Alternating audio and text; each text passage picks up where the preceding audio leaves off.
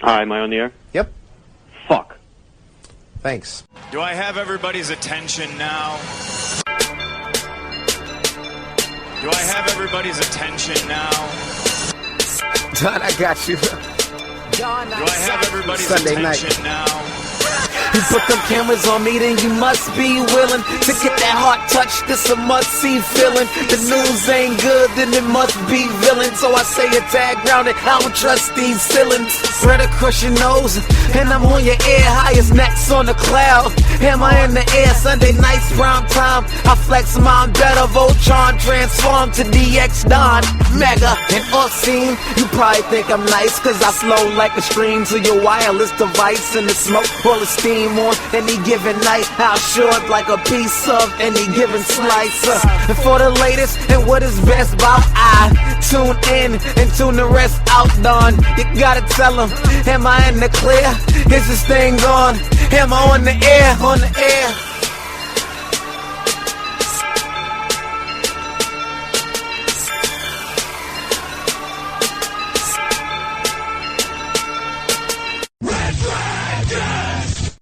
Yo, yo, yo, yo, yo, yo. What's going down, everybody? Welcome to the show.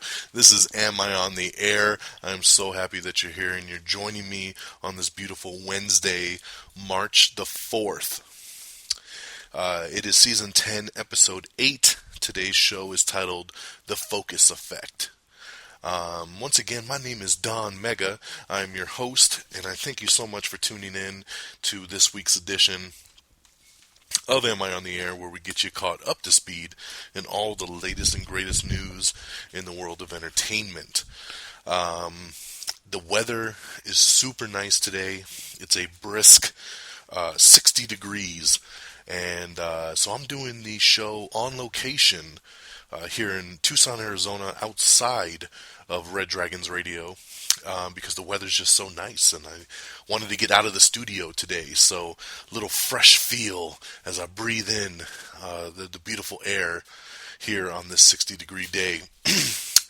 So, let's see here. I got a couple things before we get started that I want to kind of shout out and talk to you guys about. Up first is a brand new podcast that I want you all to go listen to, if you haven't heard it already.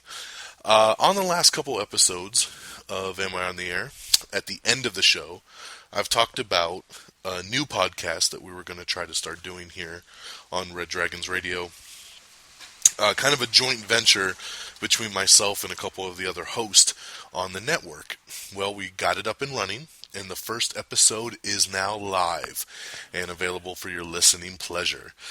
So I want to talk about it a little bit, so those of you that didn't know it came out can know and can go listen to it when you're done here with this episode of Am I on the Air. So the new show is called Red Dragons Assemble. A little background basically behind the show title.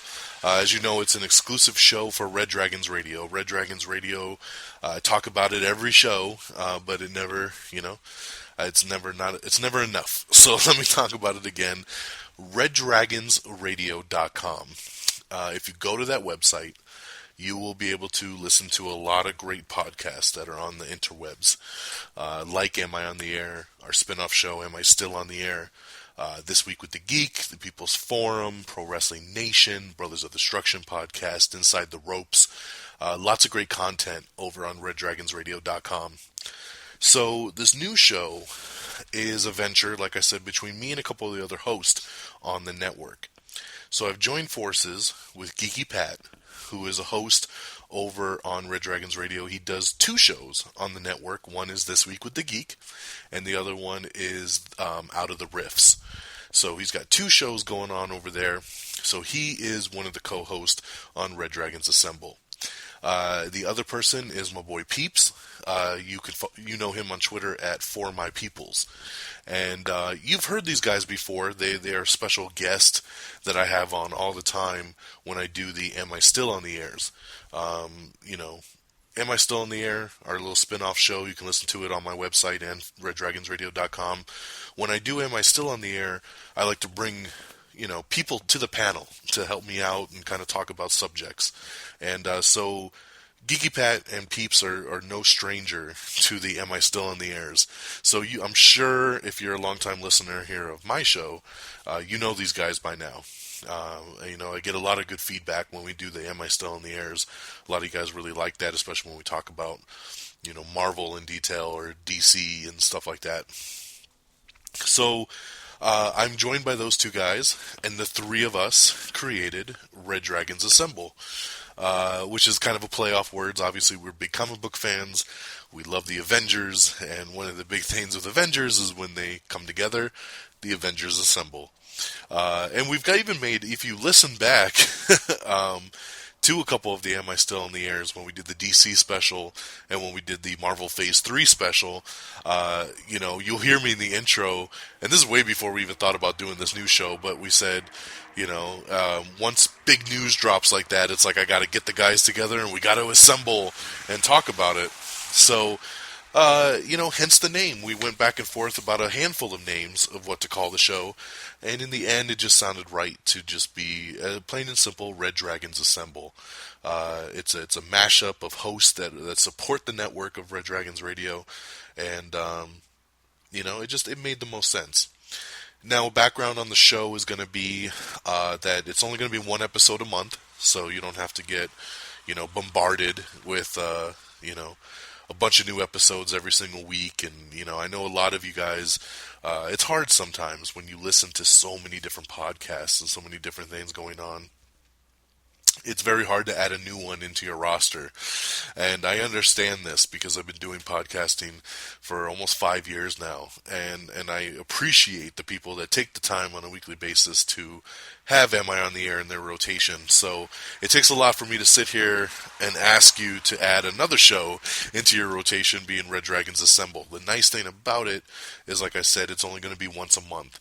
We're going to usually do an episode at the end of the month, and we'll use, that hour and a half or so to pretty much just discuss the month in general. So this first episode we just did of Red Dragons Assemble, simply titled 1, is basically talking about everything that went down in February. So we talk about Spider-Man joining the MCU, and we talk about some of the X-Men Apocalypse casting.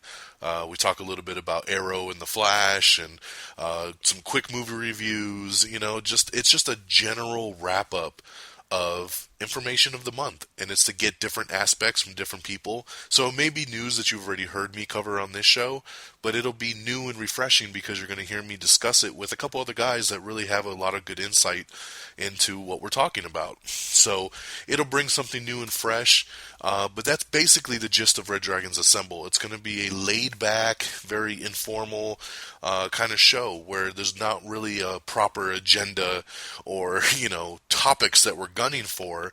It's just going to be a free-for-all kind of conversation between three friends talking about, the month of entertainment news. And it could be video games, it could be comic books, it could be TV, movies, movie reviews. A lot of these movies I will actually see in person with these guys. So we'll have a nice little conversation about a film from the aspect of the two of us or the three of us saw it together. And I think that that's pretty cool, and that's something unique that you don't get here on Am I on the Air by itself. And another special thing for Red Dragons Assemble is that when we talk about movies and stuff, we're going to do a little bit of spoilers. Once again, trying to make it different. Here on Am I on the Air, I stay spoiler-free. On Am I Still on the Air, we do special spoiler reviews. So we wanted to make it special, so when we talk about movies, we'll give you a forewarning, but when we talk about movies on Red Dragons Assemble, it will be... it will have spoilers sometimes. We're not going to aim to try to ruin the movie for you, but at the same token, we don't want to hold back in a conversation either. So that's just kind of the gist of it. So the first episode is up right now of Red Dragons Assemble, and you say, well, Mr. Don Mega, where can I find it? Well, let me tell you, good question. Of course, its main thing is that it's an exclusive show of RedDragonsRadio.com. So go to RedDragonsRadio.com and you'll see a list of all the shows on the network right there down the left-hand side. It is the very top show. It says Red Dragons Assemble. Click on it. You'll see the logo. You'll see the player. And just click the episode and enjoy. If you're somebody that's on iTunes, yes, Red Dragons Assemble is already on iTunes, so you can go ahead and subscribe to that on iTunes as well. And if you are somebody that listens on Stitcher, like I know my boy Javon Lewis, shout out, one of my good friends over on Twitter, listens to this show every week. I was telling him the other day, hey, check out the new show, and it's already on Stitcher, because I know he listens to pretty much everything on Stitcher. So I wanted to make sure that it was available in all the normal formats that you would try to find a show. So I think I did pretty good. We've only had the episode up for a couple days, and we're already available on the website, on the Facebook page, on iTunes, and on Stitcher. So I think that's a pretty good start. So please go check out the debut episode of Red Dragons Assemble with myself, Geeky Pat, and Peeps, as we just basically sit and shoot the shit for an hour about the month of February in entertainment. Okay? So that is my first shout out, and that's taken the first 10 minutes of the show, so I appreciate you all listening as I break that down. It's really important to me. It's been a long time since I've started a new podcast kind of venture. This was due to Geeky Pat himself, who came to me and said, we should do a show together. And, I love always having him on my show, and he's had me on his show, and we do a lot of cross-promoting on Red Dragons Radio, but I was like, okay, if we do something special that's once a month, something like that, that could be really, really cool. So, I was glad that Geeky Pat reached out to me and kind of threw it out on the table, and then we recruited Peeps and kind of got it together. And there's nothing saying that, we can't have different people from the network kind of flow in or flow out. We would love to have our boy Friggins on with us as well. He, is usually the co-host on the People's Forum, and he's been on several episodes of Am I Still in the Air? So I would love to have him come on in episode 2 and kind of shoot the shit with us. So there's a lot of potential for future things as we move forward with this new project, but I just mainly wanted to let you all know about it. Since there's no other way for me to get the word out other than cross-promoting here on our individual shows. So check it out, reddragonsradio.com, brand new Red Dragons Assemble. And the second thing I want to shout out real quick is that Am I on the Air is now on Instagram. And that might sound a little silly, because I always thought it was kind of silly before when I heard different entertainment sites say, hey, we're on Instagram now. Big whoopee, right? Instagram's an app that's really about pictures and, it's photo sharing. I mean, I'm on it personally, and I just pretty much post a lot of pictures of my little baby girl. So when it comes down to, like, an entertainment show or radio show being on Instagram, it's kind of odd. But I found a use for it. And basically what I'm going to be utilizing the Instagram for, Instagram gives us the option to do 15-second videos. So what I've instituted over on our Instagram page is 15-second movie reviews. So if you're somebody that, didn't get a chance to listen maybe to an episode of Am I on the Air and you haven't seen my review yet, or you've just looked at a glance at the website or something, if you're on Instagram, follow us at Am I on the Air? And it's Instagram /Am I on the Air. If you just search Am I on the Air, you'll see it pop right up. 15-second movie reviews. It's actually really, really cool. You get a really quick, because I gotta go quick, I only got 15 seconds, kind of rundown of here's the movie, and here's who's in it, and is it good or is it bad, and what's my star scale on it. So it's actually really, really cool. We got some reviews on there right now for about the last month's worth of movies, so if you're interested in anything like Kingsman and Hot Tub Time Machine, The Lazarus Effect, and Focus, it's all on the Instagram page. So I just wanted to shout that out, that we are now, Am I on the Air, is officially on Instagram. So please go ahead and give us a follow and check out our 15-second movie reviews. Alright? Okay, let's get this baby going. We got news to cover, we got movie reviews to do, and we're already going into close to 15 minutes on the show here. So, we're going to kick things off with our 2 movie reviews. As you know, tonight's show title, like I said, is called The Focus Effect. And that's going to be quite simply interpreted as reviews for The Lazarus Effect and a review for Focus. So I'm going to start with the Lazarus Effect. This is the movie I saw first. I saw it with my brother-in-law. We were trying to decide. I told him, I said, I need to see Focus and I need to see Lazarus Effect this weekend. What do you want to see? And he said, man, it's been a long time since we've seen a good horror movie. Let's go see Lazarus Effect. So I was like, okay, cool. Let's check it out. That was a mistake. I walked out of Lazarus Effect saying to him, we should have saw Focus. I hated this movie. I absolutely hated it. And I hate to say that because, I saw the trailer and I absolutely loved the trailer to this movie. I did. I thought it was great. I thought it had everything that you would want in a horror movie. It had a great cast. You had Olivia Wilde, who I absolutely love and would love to marry someday. It's got Mark Duplass, who was a very good actor. He's also on The League. It's got Quicksilver from X-Men Days of Future Past and American Horror Story. It's got Donald Glover. It had a really good, solid cast. And basically, if you saw the preview, it's kind of almost like a Flatliners kind of thing. They create this, they're scientists, and they create this serum to try to bring or reanimate, dead objects back to life. And, of course, through a freak accident, Olivia Wilde's character dies, and this is not spoilers because this is all in the trailer. Her character dies, Mark Duplass is her boyfriend, and he says, no, we can't let her die, so he injects her with the serum that they've created, and she comes back to life from the dead. But of course, something's not right, and she's acting very, very weird, and people start dying, and so forth. It just sucked. It really, really sucked, and the acting is not bad. The acting is good on everybody's behalf, so let me at least say that. That's a positive. The negative is, first of all, this movie's PG-13. I had no idea it was until I went. If I would have known that ahead of time, I would have said, let's see Focus. One thing I can't stand is a horror movie trying to pull off a PG-13. It just doesn't work. And once again, it didn't work here. It's all the big deaths and all the big moments are in the trailer. Nothing special happens. This movie's only like 80 minutes long, and it felt like it was 3 hours. I remember looking at my watch several times in like the last stretch of the movie, maybe the last 20 minutes or so, and I was just like, oh my god, is this over yet?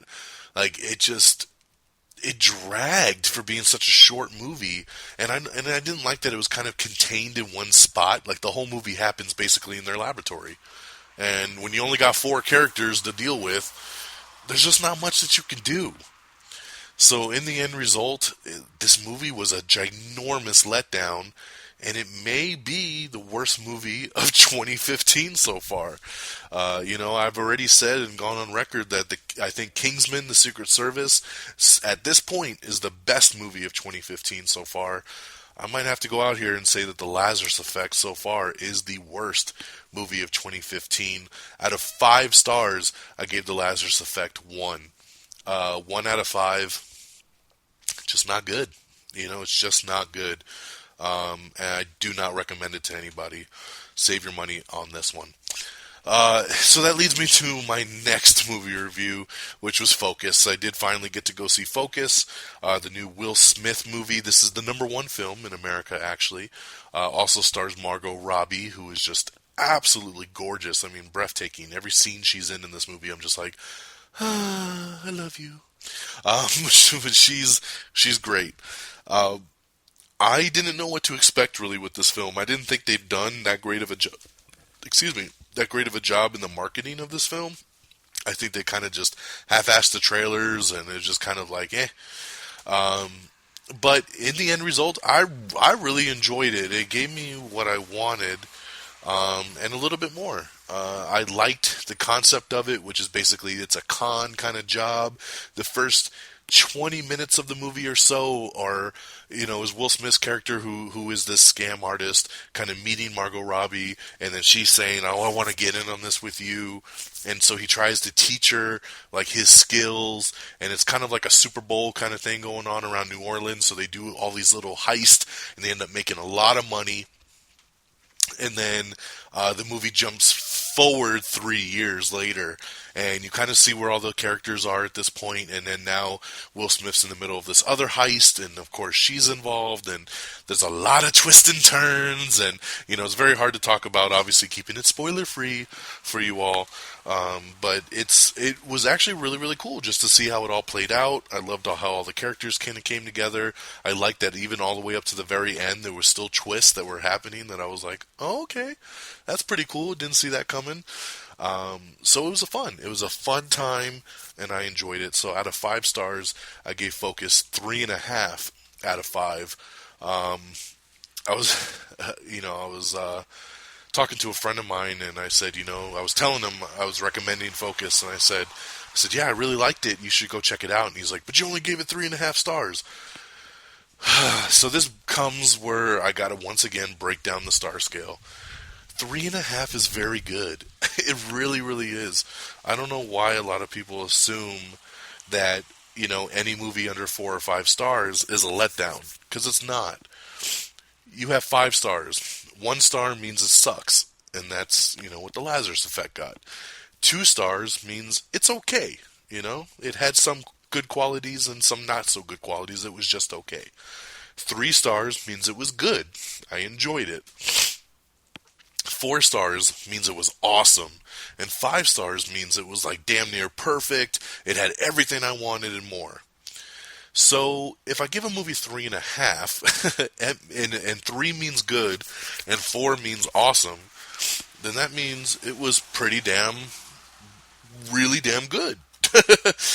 I don't like to give half stars. I've explained this a million times, but sometimes you just have to, because a movie like Focus was better than a normal 3-star movie, but it never quite got to the level of a 4-star awesome, I gotta buy this on Blu-ray and watch it a bunch of times because it was that good of a movie.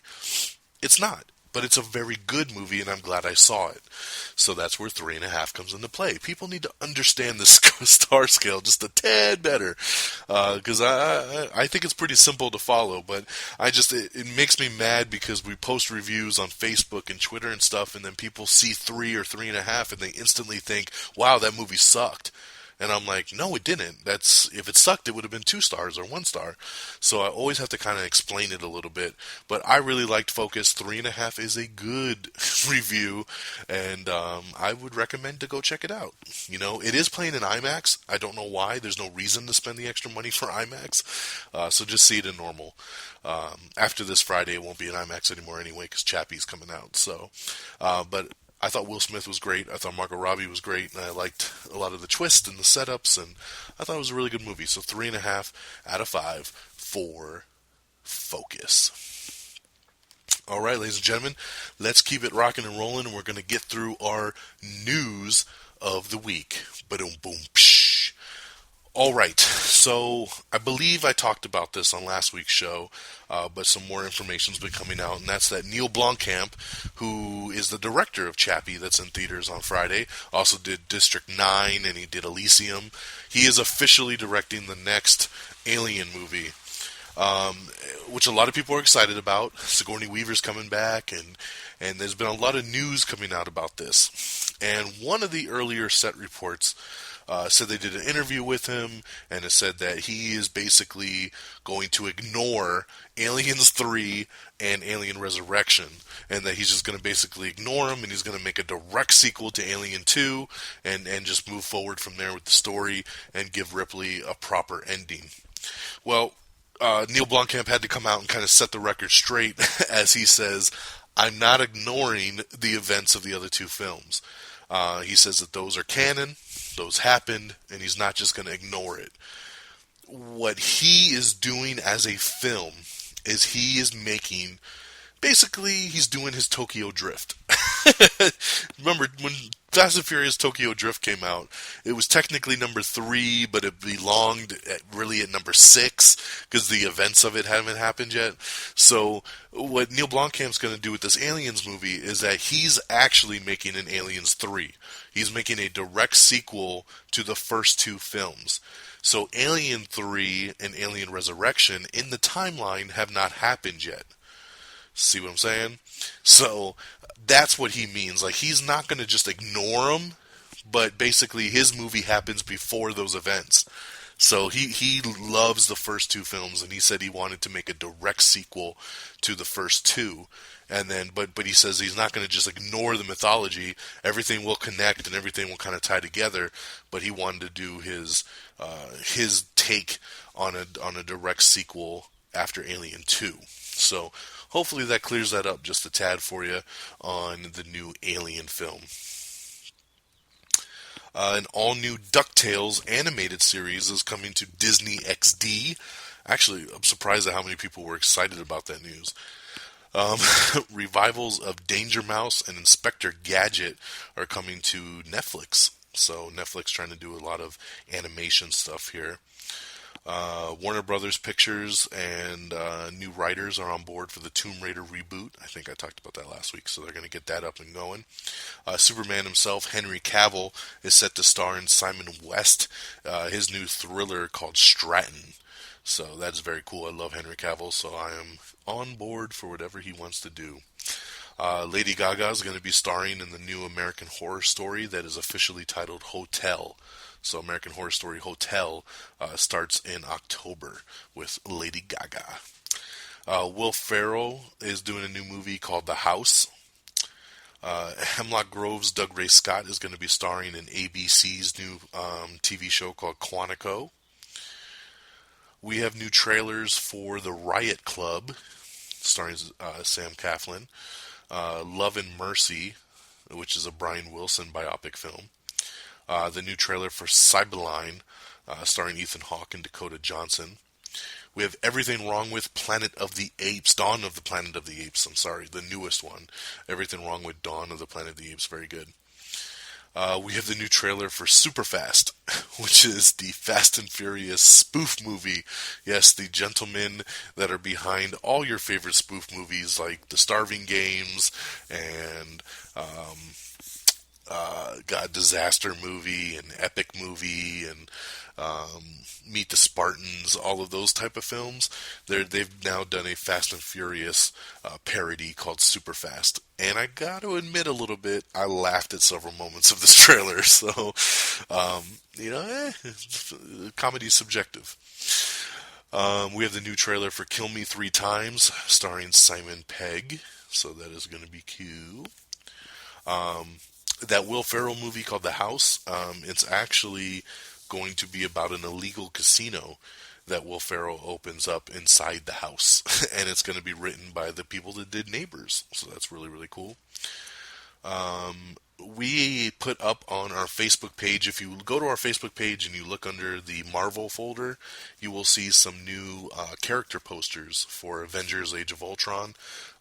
We have Hulk and Hawkeye and Captain America, Iron Man, and Black Widow and Nick Fury posted so far as we gear up and we get closer and closer to the release of Age of Ultron. So if you want to see those character posters, head on over to facebook.com/AmIOnTheAir and look for that Marvel photo album.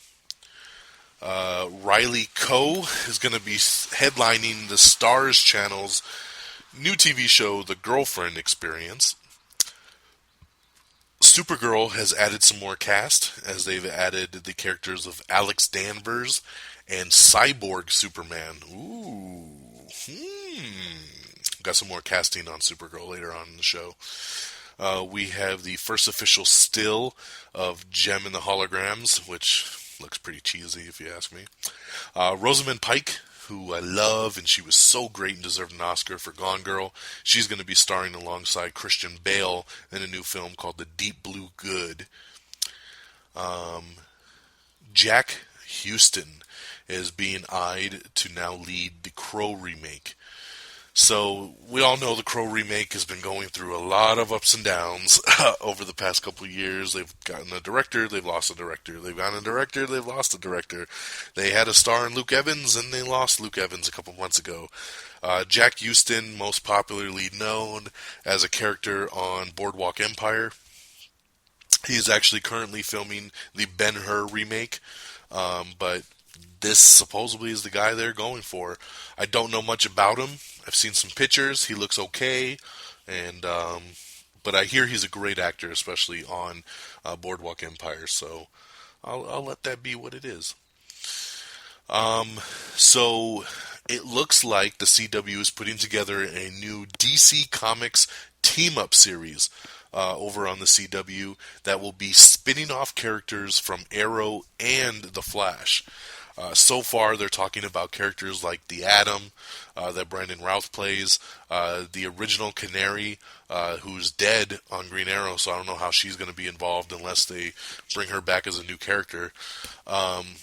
Firestorm, Captain Cold, and some others that basically they're going to use different villains and heroes from the two series and kind of do this spin-off show. So that's really, really interesting. I like the idea. You know, this all started with them talking about doing an Atom solo show. So it looks like maybe they're kind of leaning away from doing the Atom show and they want to do this like team up show. No word yet on like what the name of it would be, who it's going to mainly focus on, who's going to be like a series regular on it. But those are some of the names that are being tossed around for the new team up show. Harrison Ford has been confirmed to be coming back for Blade Runner 2, and they have locked down Denis Villeneuve to direct. This guy has directed Prisoners a couple years ago with Hugh Jackman. I loved Prisoners. It was such a good movie. He's a foreign filmmaker, but he's got a great eye, and he's going to be directing. And yeah, so it's finally moving along. Blade Runner 2 is coming with Harrison Ford locked in and a director locked in. Ridley Scott will be on board as a producer. So let's see here. We have... Oh, we can finally announce that Anthony Mackie is going to be in Avengers 2 as Falcon. He's been denying it for many, many months. But then the first official poster was released for Age of Ultron. And if you read the fine print at the bottom where it says who's all in the movie, Anthony Mackie's name pops up. So once it popped up there, he said, I guess I don't have to keep it a secret anymore. And he's super excited about it. He loves playing Falcon. And now he gets to be in Avengers 2, which is going to be probably one of the biggest movies of the year. So that is pretty damn awesome. I'm happy for him. I love Anthony Mackie, and I love the Falcon. So he probably won't be in it much, but, you know, it's cool to see nonetheless. CBS has announced the return dates for Extant and Under the Dome for this summer, so you can check that out on our Twitter and Facebook page if you're interested. Let's see here. Oh, and some really sad news.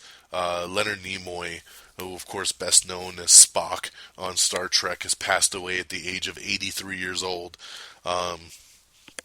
I have a feeling Geeky Pat's going to talk more about this on his show. He's a very big Star Trek fan, and he loves Spock, so I know he was really heartbroken when he passed away last week. It's very, very sad. I mean, you know, he was part of the reboot. He was part of our history as Spock, and, you know, he's also was a director and a writer, and, you know, and an overall really, really cool guy. So he's definitely going to be missed as Leonard Nimoy passes away at the age of 83. The Red Sonja movie is back on with a new screenwriter. This was a movie that was going to try to be done like 7 years ago with Rose McGowan as Red Sonja, and Robert Rodriguez was going to do it. Neither are involved at this point, but the movie is moving forward. Stark Sands and Megan Good are set to star in Fox's Minority Report TV series, so that's pretty cool. I like Megan Good. I don't know much about Stark Sands, but they'll be on the Minority Report TV show. Tom Ellis has been cast as the title role of Fox's Lucifer. I'm really looking forward to Lucifer. I think this is going to be a great show. You know, if Constantine's not on anymore, that's really sad. But, you know, hopefully Lucifer will maybe fill a void. Or maybe Fox will take over the Constantine contract if NBC decides not to do it anymore. But either way, I don't know much about Tom Ellis, but... you know, he looks like he could fit the bill a bit, so I'm looking forward to it. I'm glad they're going to do the Lucifer TV series. We have an interview with Chris Hemsworth from the set of Avengers Age of Ultron. Also an interview with Jeremy Renner as well, talking about where Hawkeye's at in this film. So pretty cool little inside interviews, a little bit of spoiler stuff, not too much, but you can check out those full articles on our Twitter pages. Once again, that's twitter.com/amiontheair. ABC has renewed How to Get Away with Murder for Season 2. We have a new trailer for While We're Young, starring Ben Stiller and Adam Driver. Here. Townsend takes on Brewster's Millions remake, so they are going to be remaking Brewster's Millions. So that would be pretty cool. I'll be interested to see a new take on that. Leonardo DiCaprio is going to be playing 24 different personalities in a new film called The Crowded Room. Somebody tweeted me and said, oh, he might finally win an Oscar for that one since he'll have 24 personalities that'll be going for it. So I thought that was pretty funny. There's an Adventure Time movie in development, so I never really understood this show. I don't find it to be very funny, but a lot of people do, and now they're going to get a movie. So Ray Liotta and Drea Di Matteo are among the cast of NBC's new Jennifer Lopez drama, so that's what they're putting together over there. MTV has renewed Are You the One, The Challenge, and and they've also greenlighted 2 new projects as well. ABC Family's Baby Daddy has been renewed for a 5th season. Craig Ferguson is going to be starring in a new unnamed ABC comedy pilot. Joanna Garcia Swisher has been set as a female lead in CBS's new Tommy Johagen comedy.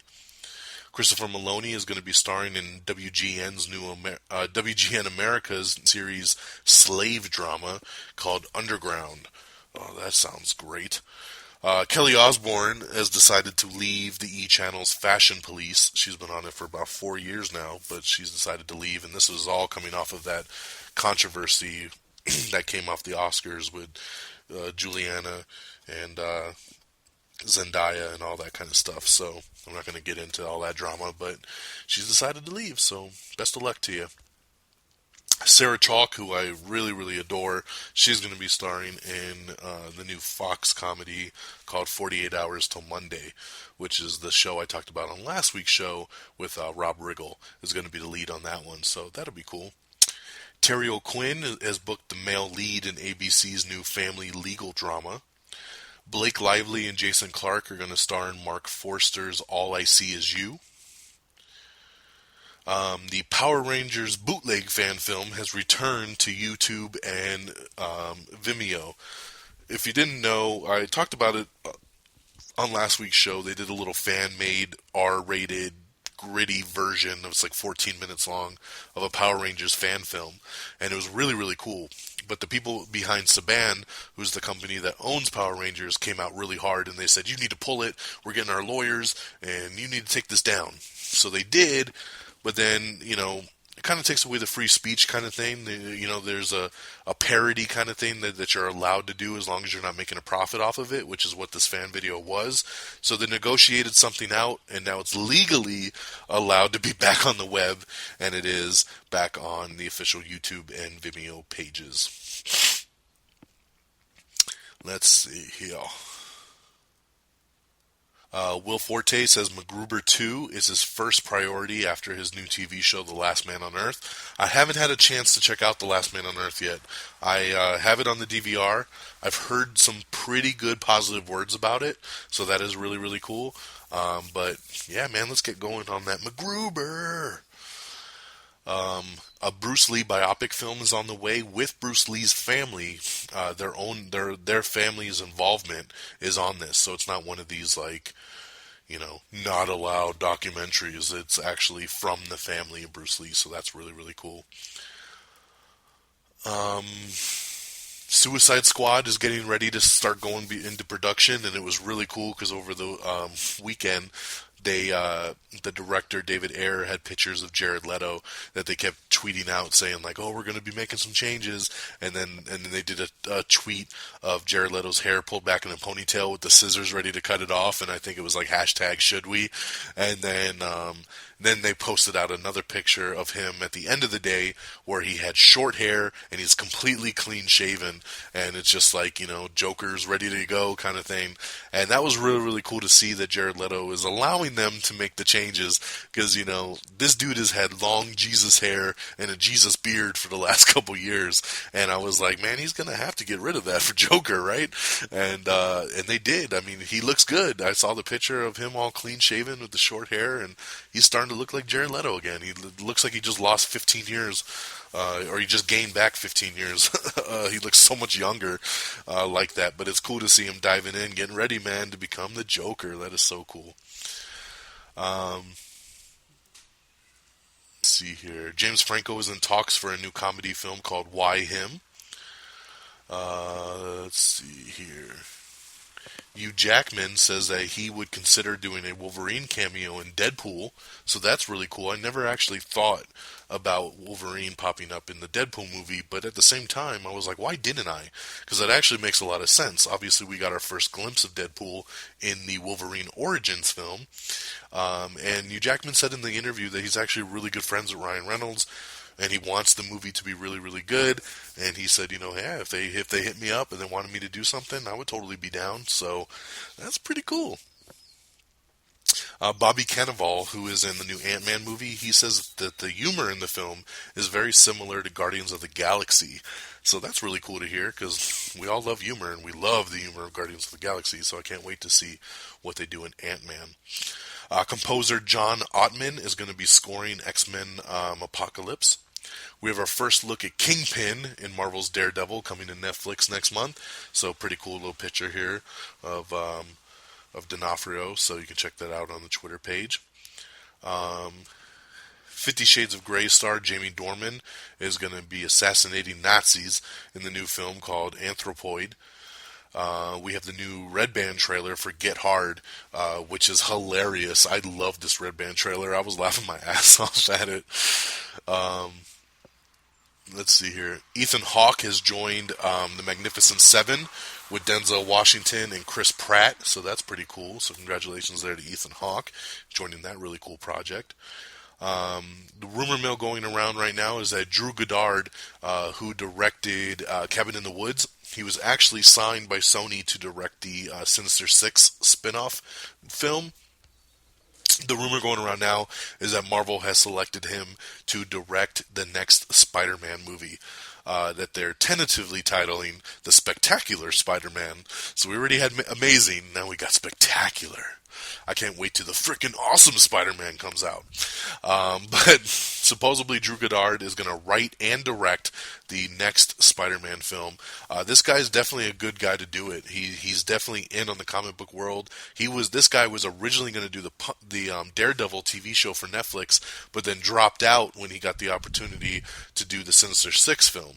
So he kind of swapped places, and he was going to do Sinister Six, and then it was kind of like he was almost shit out of luck with all this stuff going on with Spider-Man. But it's nice to see that Sony and Marvel both believe in his vision to say, you know what, Sinister Six didn't work out, but we'll get you to come on in and do the new Spider-Man film.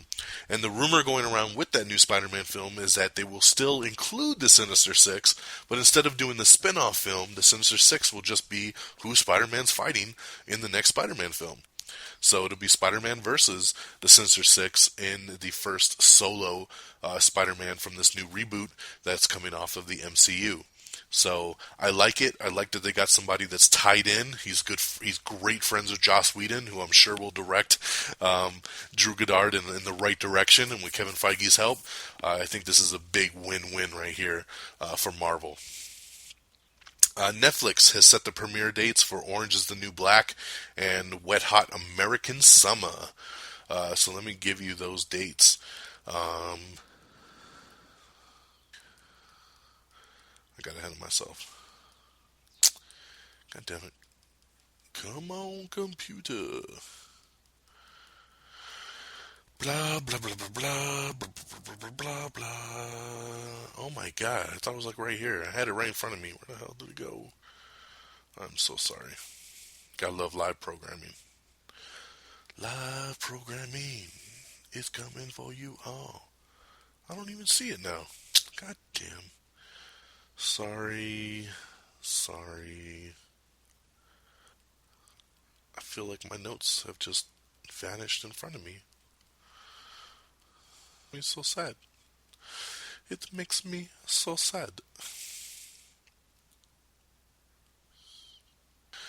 Well, I'm going to have to just pull the link up here then. In the meantime, check out that Instagram account and subscribe to Am I on the Air on Instagram. And make sure you bookmark Red Dragons Assemble. Alright, so, and a lot of people have been asking about this, so Orange is the New Black will be returning to Netflix for its new season on June 12th. And Wet Hot American Summer First Day of Camp is coming the following month on July 17th. So very, very cool. They're also adding some new stand-up specials, and one that I'm excited about is on April 17th. They're adding Chris D'Elia Incorrigible is the name of his special. I love Chris. This dude is hilarious. He was on the Whitney TV show. He's now on NBC's Undateable, which is another highly recommended comedy sitcom that I want you all to check out. I loved it last year. Season 2 is about to start in the next 2 weeks over on NBC, so check out Undateable. It is so good. So I've been waiting for a stand-up special of his to come out, and finally Netflix is going to give it to me on April 17th. So got that, and don't forget Orange is the New Black Season 3, June 12th, and the new Wet Hot American Summer First Day of Camp on July 17th. Alright. Jennifer Lawrence is going to be playing a war photographer in a new Steven Spielberg film. So, so that's going to be interesting. She's picking some big projects lately to be involved in. Ronda Rousey and the Raid's Iko Uwais are going to be starring in a new buddy cop movie called Mile 22. I don't know what to think of this. This almost sounds like it's a joke, like it's a spoof. But you know what? Ronda, who is completely badass and just won her last fight, shout out to her in 14 seconds over in the UFC, she's awesome, and I like that she's getting involved in on all of these action films. You know, she did Expendables 3, she's going to be in Fast and Furious 7 next month, and now she's going to do this buddy cop movie with the dude from The Raid, who... there ain't no better action stars out there right now than the people involved in The Raid. So I'm interested. Let's see what's up. Mile 22. The director of Oblivion and Tron Legacy, his name is Joseph Kosinski, and he's in talks right now to direct the video game to movie version of Gran Turismo. So I don't know how you make a movie about Gran Turismo, but it almost sounds like they're going to do like a Last Starfighter type of thing with this movie. Like it's a kid who plays Gran Turismo and he's awesome in the video game, and then they recruit him to really become a driver. I don't know if that's what they're going to end up doing, but that's a rumor that I heard. And but he's a great director. He definitely visually knows what to get done. So yeah, he's in talks to do Gran Turismo. I wanted to shout out kind of this day in history. It's a couple days late now. I did this on Twitter the other day. It's March 4th right now as we're recording this, but actually on March 2nd, it was the first episode of what came to be Am I on the Air? It was March 2nd, 2011. Yep, 11. So 4 years ago, started this little show here with a buddy of mine named Nick, and we did a show. It was actually his show called Fat Man After Dark. He used to do this radio show in syndication in his local markets, and he wanted to bring it back, and he asked me to be the co-host on it, and I joined him, and we started this show called Fat Man After Dark. And after about half a year of doing Fat Man After Dark, the show went under revamping, and it became Am I on the Air with Nick and Don, and it became the show that it is now, and it's been about a little over a year now that, Nick dropped out, and I took the show over 100% myself. I was actually just looking through some dates the other day, and, we've done over 160-something episodes. Been going since 2011. It was February of 2014 when I became a solo host of the show, and now we're in March of 2015, so it's been just a little over a year now that I've been doing Am I on the Air by myself. So it's kind of crazy to see the transition of going from a co-host with Nick on Fat Man After Dark to revamping the show's style and everything to become this entertainment podcast of Am I on the Air, and then taking it over 100% solo over a year ago to what it is now. So it's been a great ride. I just can't believe it's been 4 years already that we've been doing this show. So thank you once again to everybody that supported us throughout the journey. Let's see here. I've already talked about this. I've already talked about that.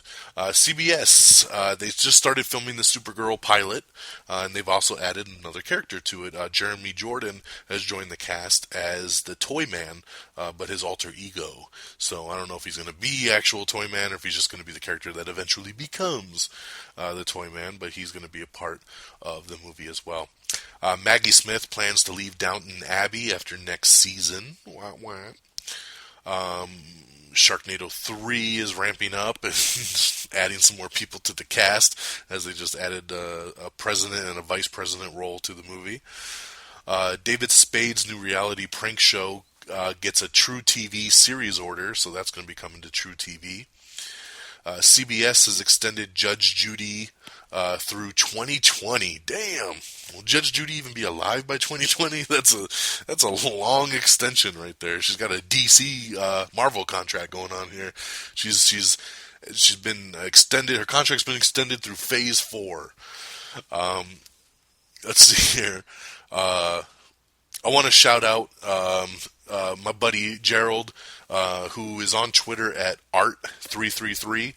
He's a great friend of the show. He actually did the logos for Am I on the Air? And he also did the brand new logo for Red Dragons Assemble as well. He's a big fan of the show, and I know he listens every week. And it was his birthday on March 2nd, so or maybe it was March 3rd. He doesn't live in the States, so our timing is always off by like 15 hours. So it was either March 2nd or March 3rd. I think it was March 3rd.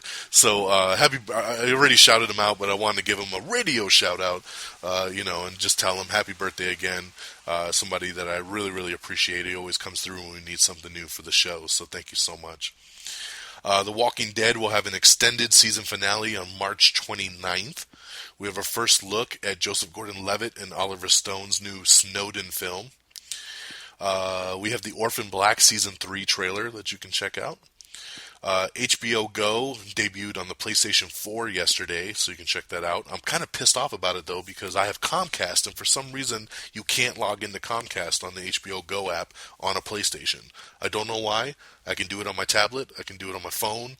I can do it on any other device, but I can't do it on a PlayStation 3 or 4. I don't understand it. I need more information on that. Carrie Fugnaga's Beast of a Nation, starring Idris Elba, it's going to skip its theatrical release, and Netflix bought it, and it will be officially heading to Netflix. So very, very cool. FXX has renewed Man Seeking Woman for Season 2. I just don't get this show. It does nothing for me. I tried to watch like the first 4 episodes, and it's just stupid as hell. I don't get it, and I wanted to because I like Jay Barenthal a lot, and I was interested because of him, and I tried. I really did. I set a series recording, and I tried to watch it every week. It's just so stupid. So I had to cancel my series recording. I'm out. But I guess a lot of you are still in, so FXX has renewed it for a second season. Sci-Fi Channel has set some premiere dates for Lost Girls' final season and Bitten, and a new drama Olympus, so you can check out those dates on our Twitter page. We have the new trailer for Community Season 6.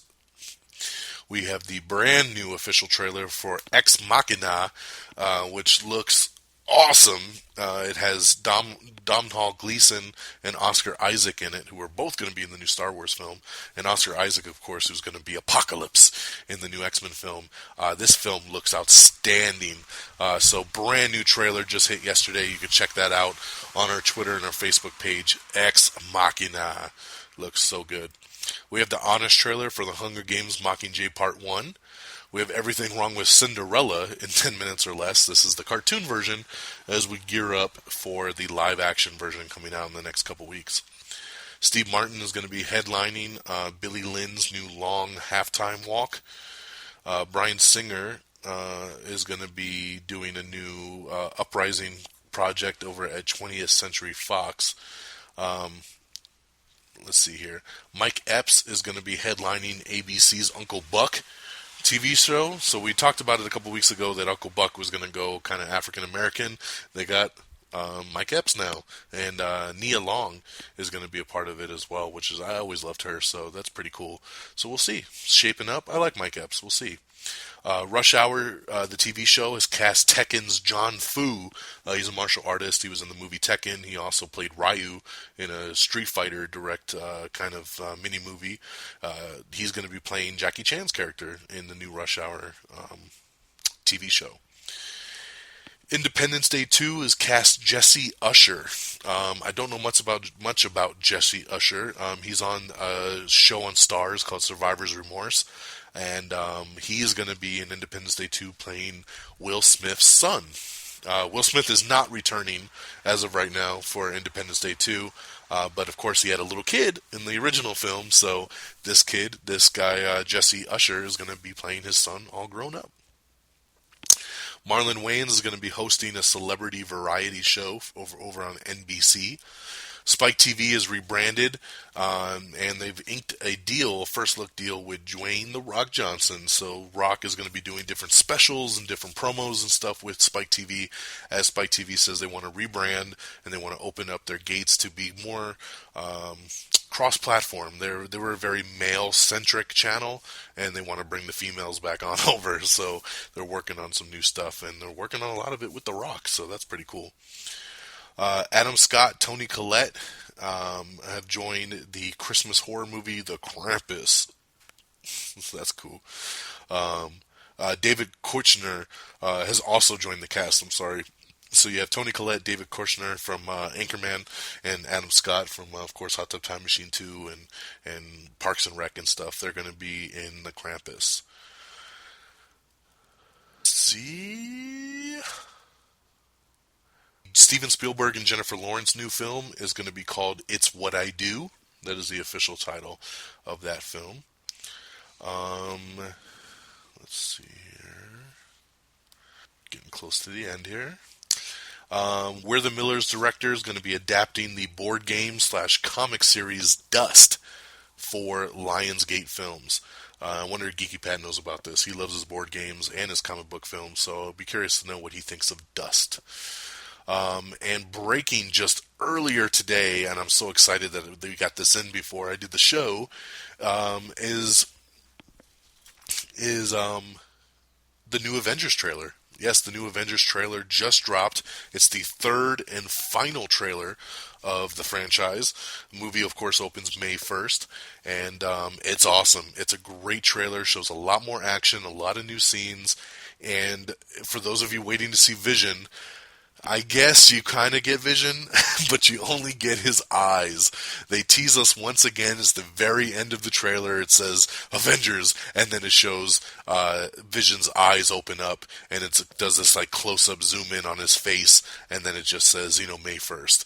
And I was like, you son of a bitch.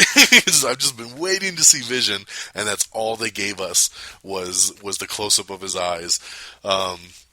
At least we got a little something, but as much as it pains me, I think it is kind of cool that Marvel is holding something that close to the chest. Like they're not showing us any footage of this dude. This is the final trailer, so that means in no trailer you're going to see Vision flying around or doing anything with his powers, and you won't really see him until the movie comes out. So as much as it pains me to not see him in action, it's kind of cool because it'll make it that much more exciting when we see it on the big screen. So check out the Avengers Age of Ultron trailer number 3. You can see that on our Twitter page, on our Facebook page, and of course on amiontheair.com. Once again, if you go to amiontheair.com and you click on the trailers tab, you can see all the latest and greatest movie trailers right there, including the brand new Avengers Age of Ultron trailer number 3, which just dropped a couple hours ago. It's already on amiontheair.com, so check that out.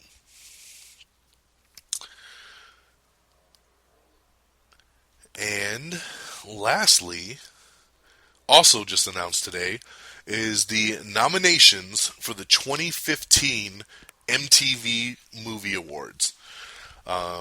So that is pretty damn cool.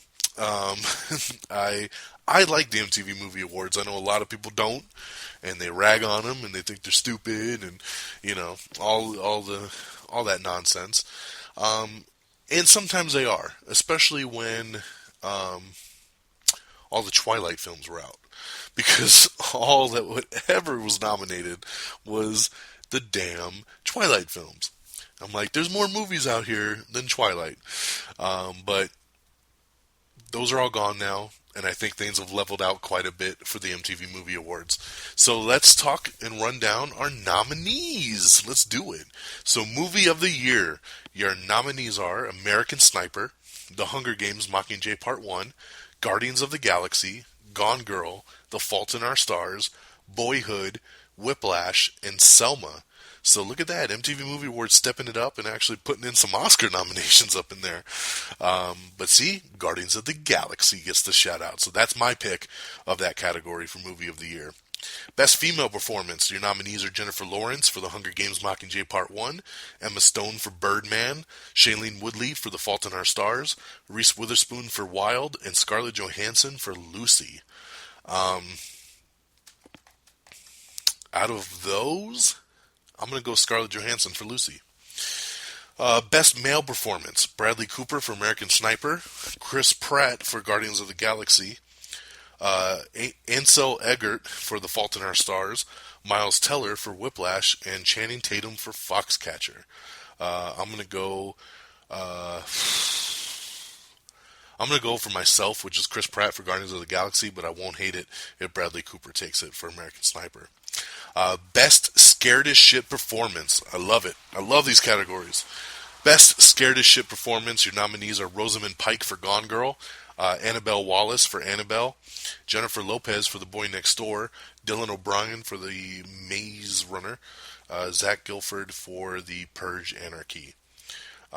So I would definitely have to go with Rosamund Pike for Gone Girl on this one. She was just so outstanding in that film. Breakthrough Performance is going to be Ansel Elgort for The Fault in Our Stars, Rosamund Pike for Gone Girl, David Oyelowo for Selma, Dylan O'Brien for The Maze Runner, and Eller Coltrane for Boyhood. Out of this list, I would actually go with Rosamund Pike, although I don't really agree that she's in this category because she's been doing movies for like 15 years, so I don't know how you can call it a breakthrough performance. Although this is probably going to be her best known performance ever, so I'll still give it to her. Best Shirtless Performance, for the ladies. Zac Efron for Neighbors, Chris Pratt for Guardians of the Galaxy, Channing Tatum for Foxcatcher, Ansel Elgort for The Fault in Our Stars, and Kate Upton for The Other Woman. I'm going to have to go with Kate Upton for The Other Woman on this one. I love me some Kate Upton. And it made me not have to pick a guy. Best Duo. Nominees are Channing Tatum and Jonah Hill for 22 Jump Street, Zac Efron and Dave Franco for Neighbors, Shailene Woodley and Ansel Elgort for The Fault in Our Stars, Bradley Cooper and Vin Diesel for Guardians of the Galaxy, and James Franco and Seth Rogen in The Interview. I like this category. I like every single one of these combos here, but I'm going to have to go with Bradley Cooper and Vin Diesel for Guardians of the Galaxy. You got to love me some Rocket and Groot. Best Fight. Your nominees are Jonah Hill versus Jillian Bell in 22 Jump Street, Chris Evans versus Sebastian Stan in Captain America the Winter Soldier, Dylan O'Brien versus Will Poulter in The Maze Runner, Seth Rogen versus Zac Efron in Neighbors, and Edward Norton versus Michael Keaton in Birdman. I'm going to have to go with Chris Evans versus Sebastian Stan for Captain America on that one. Best Kiss. Your nominees are Ansel Elgort and Shailene Woodley in The Fault in Our Stars, James Franco and Seth Rogen in The Interview, Andrew Garfield and Emma Stone in The Amazing Spider-Man 2, Scarlett Johansson and Chris Evans in Captain America the Winter Soldier, and Rose Byrne and Halston Sage in Neighbors. I'm going to go with Andrew Garfield and Emma Stone in The Amazing Spider-Man 2. They just had natural chemistry. They're actually dating in real life. Best WTF moment. So you have Seth Rogen and Rose Byrne in Neighbors, Jonah Hill in 22 Jump Street, Jason Sudeikis and Charlie Day in Horrible Bosses 2, Miles Teller in Whiplash, and Rosario Dawson and Anders Holm in Top 5. I don't know what the WTF moment is that they're referring to. It doesn't state. It just says who's nominated, so it's very hard to say what moment are we talking about, because it could be anything. So at this point, I'll go with Horrible Bosses 2. I don't know. Best Villain, your nominees are Rosamund Pike in Gone Girl, J.K. Simmons in Whiplash, Jillian Bell in 22 Jump Street, Meryl Streep in Into the Woods, and Peter Dinklage in X-Men Days of Future Past. Gonna have to go with Rosamund Pike for Gone Girl in that one. Best Musical Moment, Jennifer Lawrence in The Hunger Games Mockingjay Part 1, Chris Pratt in Guardians of the Galaxy, Seth Rogen and Zac Efron in Neighbors, Bill Hader and Kristen Wiig for The Skeleton Twins, and Miles Teller in Whiplash. I'm going to have to go with Chris Pratt in Guardians of the Galaxy. Best Comedic Performance, Channing Tatum in 22 Jump Street, Chris Pratt in Guardians of the Galaxy, Rose Byrne in Neighbors, Chris Rock Top 5, and Kevin Hart The Wedding Ringer. This one's hard, man. I love, once again, every single one of these. But I'm going to have to go with Chris Pratt in Guardians of the Galaxy. And Best On-Screen Transformation. You have Eddie Redmayne in The Theory of Everything, Elizabeth Banks in The Hunger Games Mockingjay Part 1, Zoe Saldana in Guardians of the Galaxy, Steve Carell for Foxcatcher, and Eller Coltrane for Boyhood. For Best On-Screen Transformation, I'll have to go with Steve Carell for Foxcatcher, because it didn't even look like him when everything was said and done. It was really, really creepy. So that, my friends, is the 2015 MTV Movie Awards nominations for the show. I believe it airs in April, so we're getting really close. It's going to be hosted by Amy Schumer. Alrighty, ladies and gentlemen, let's go through our releases in our box office, and we'll wrap this baby up. On DVD and Blu-ray this week, as of right now, is Foxcatcher. Speaking of Steve Carell, Foxcatcher and The Captive are on DVD and Blu-ray this week. In theaters on Friday is going to be Chappie, which I'm looking very forward to. I'll probably be checking that out with Geeky Pat here on Friday in IMAX.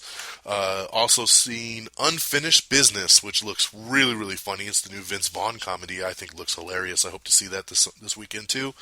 And the second best Exotic Marigold Hotel, which I will never see as long as I live. So 3 movies hitting theaters this weekend: Chappie, Unfinished Business, and the second best Exotic Marigold Hotel. Here's your box office top 10. Coming in number 10, it's Hot Tub Time Machine 2 with $2.4 million. Number 9 is Still Alice with $2.7 million. Number 8 is The Duff with $7.2 million. Number 7 is American Sniper with $7.7 million. Number 6 is McFarlane USA with $7.8 million. Number 5 is, in its debut, it's The Lazarus Effect. 1 star. It sucked, but it still made $10.6 million, which a lot of people might say, man, it's only $10 million. It was only number 5. It bombed. Well, guess what? The Lazarus Effect only cost $3 million to make, so it's already profitable. So we're probably going to get a Lazarus Effect 2 out of this shit. Coming in number 4, it's 50 Shades of Grey with $10.9 million, taking a steep drop, no longer number 1, falling to number 4. Number 3 is the SpongeBob movie, still bringing in money. The Sponge Out of Water brings in another $11.2 million. Number 2, hanging in tight. It's the best movie of the year so far. It's Kingsman: The Secret Service with $11.8 million. And your number 1 film of the weekend, like I said, it's Mr. Will Smith. It's Focus with $19.1 million. One thing I want to set on the record for on Focus was a conversation I got to on Facebook last night, which was somebody said, we were talking about Independence Day 2, actually, and somebody commented and said, I bet Will Smith's kicking himself in the ass for not taking this after 2 flops in a row. So I was like, this is a good conversation that I want to kind of get out on the show, because people need to do their research a little bit more and look at budgets versus profit before you start calling things flops or bombs, anything like that. The thing is that, okay, first of all, nobody really liked After Earth. I said it was an okay movie. I didn't mind it. But the thing is that if you look up how much After Earth made, that movie made almost $300 million when everything was said and done. The movie only cost like $150 to make. So it made them a little bit of money. So yes, it was a disappointment from what they thought it was going to do, but it wasn't a flop or a bomb because it actually made money. Next, let's look at Focus. Focus is a mid-budget movie. Only cost about $40 to $45 million to make. It brought in $19 million in its opening weekend, almost half of its budget, just in 3 days. And that's just domestically. That's not counting worldwide. Add in the worldwide figures because Will Smith is a ginormous box office star overseas still. This movie's going to turn a profit. It is not a bomb. It's like nowadays, if a movie doesn't open with more than $50 million in its opening weekend, people just assume it's a bomb. I mean, look at the Lazarus effect, for example. You know, I just was explaining that. $10 million and a number 5 debut, for some films, that would be a ginormous bomb. But Lazarus Effect only cost $3 million to make. That's it. $3 million. It made 10 in 3 days. So even if the movie tops out at $20 million worldwide after next week, it's still a very profitable film. And that's why they do a lot of these little micro-budgeted horror films. And Focus is the same way. Focus is not a big-budget summer action, spectacle. There's no CGI. There's no fancy effects. It's a mid-budget film that brought in almost $20 million in its opening weekend. That is not bad at all. And half the East Coast is snowed in because of this really bad winter that's going on. So there's a lot of people that couldn't even make it out to get to the theaters. So do a little bit of research next time and try to make sure you know what you're talking about before you're very quick to point out if a movie's a flop or a bomb. Because a lot of times it's not. If Focus cost $150 million to make and it only did 19 its opening weekend, then you might say, ooh, we might have a flop on our hands. But the fact of the matter is it's only a $40 million film and it brought in almost 20 in 3 days. So that is not a flop. The studio is happy with what it's doing. It's the number 1 film. And in the end of the day, when you pull Will Smith's box office record, he's got the number 1 movie in America that he opened up. Hard to call that a bomb. And with that being said, ladies and gentlemen, I end my rant and I end this week's show. Thank you so much for tuning in. Please follow me on Twitter at DXDonMega. You can follow the show on Twitter at AmIOnTheAir. Our official webpage is amiontheair.com, where you can look at the movie reviews and you can listen to the shows and you can get all the links to everything on the social side, watch movie trailers. It's a great website to check out, amiontheair.com. You can like us on Facebook at facebook.com/amiontheair. I already said, but once again, you can follow us on Twitter at amiontheair. You can subscribe to us on Instagram, give us a follow, and check out our 15-second movie reviews. You can, of course, download, rate, and subscribe to us over on iTunes.